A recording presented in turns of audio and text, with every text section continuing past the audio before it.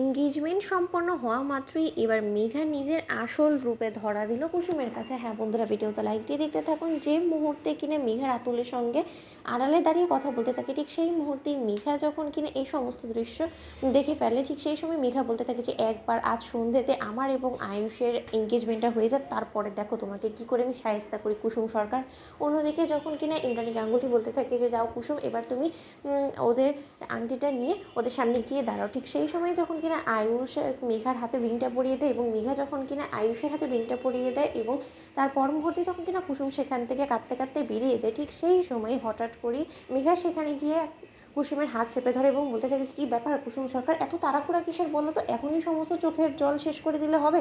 এখনও তো অনেক কাদার তোমার বাকি রয়েছে, কারণ প্রতিনিয়ত এই গাঙ্গুলি পরিবারকে তছনছ করে দিয়ে জ্বালিয়ে পুড়ে ছাড়খাড় করে দিয়ে ওদের সমস্ত কিছু আত্মসাৎ করে নিই আমি তোমাকে কাঁদাবো এবং তোমার এতটাই অসহায় করে দেবো তোমাকে যে তোমার এর পরবর্তীতে আর কোনো কিছুই করার মতন আর অবশিষ্ট থাকবে না। ঠিক সেই মুহূর্তেই যখন কিনা কুসুম বলতে থাকে যে আপনি তার মানে এতটা নোংরা প্রজাতির মানুষ, সেটা তো আমি আগে জানতাম না মেঘা ম্যাডাম। হ্যাঁ, আমার সন্দেহ হচ্ছিলো বরাবরের মতনই আপনার ভাবভঙ্গি দেখে, কিন্তু তাই বলে আমি কোনোদিন ভাবতেও পারিনি যে আপনি গাঙ্গুলি পরিবারের ক্ষতি চাইতে পারেন। তাহলে এর পেছনে আপনার উদ্দেশ্যটা ঠিক কী?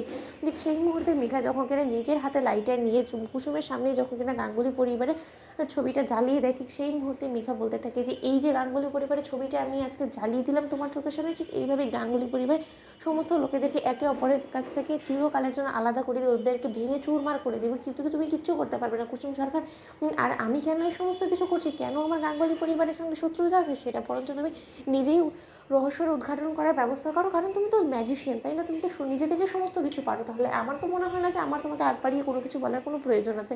অন্যদিকে যখন কিনা কুসুমের কাছে এসে আয়ুষ যখন বলতে থাকে যে কুসুম আমি মেঘাকে রিং পরিয়েছি সেই ঠিক আছে, কিন্তু তাই বলে আমার বেস্ট ফ্রেন্ড আমার খুব কাছের বন্ধু প্রিয় মানুষটার জন্য আমি কিছু উপহার আনবো না, সেটা কী করে হয় বলো তো? ঠিক সেই মুহূর্তে কুসুম বলতে থাকে যে তার মানে সরিষা আপনি কী বলার চেষ্টা করছেন বলুন তো? অন্যদিকে আয়ুষ যখন কিনা সমস্ত লোকেদেরকে নজর এড়িয়ে যখন কিনা কুসুমের হাতেও একটা রিং পরিয়ে দেয় এবং বলতে থাকে যে এটা আমার বেস্ট ফ্রেন্ডের জন্য আমি প্রথমেই চয়েস করেছিলাম এবং যেটা মেঘাকে দিয়েছি সেটা তো মা চয়েস করেছে, কিন্তু আমি চেয়েছিলাম যে আমি এমন কিছু বিশেষ উপহার আমার বিশেষ দিনে আমার বন্ধুকে দিই যেটা কিনা চিরকাল ওর সঙ্গে থাকবে এবং কুসুম তুমি কোনোদিনও হাত থেকে এই রিংটা খুলবে না। ঠিক সেই সময় যখন কিনা এই দৃশ্যটা মীনাক্ষীর নজরে পড়েছে এবং মীনাক্ষী তাৎক্ষণিকই ছবিটা তুলে রাখে এবং বলতে থাকে যে এবার এটা যদি আমি একবার দিদির কাছে গিয়ে দেখাই কুসুম সরকার, এবার তুমি কী করে দিদির কাছ থেকে বাঁচবে বলো তো? এবার তোমার বাঁচার সমস্ত পথ আমি বন্ধ করে দেবো, আর কোনো মতে তুমি যাতে এই সমস্ত ভালো মানুষই দেখি দিদির কাছ থেকে পার না পাও সেই ব্যবস্থা এবার আমি করবো। যে আয়ুষ ওদিকে মেঘাকে রিং পরানো মাত্রই এখানে এসে আবার তোমারও মন রক্ষা করছে, দু নৌকায় পা দিয়ে চলছো তুমি আয়ুষ, এবার তুমি দেখো তোমার মায়ের সামনে আমি কী করি। তো বন্ধুরা লাইক শেয়ার করো, সাবস্ক্রাইব করো।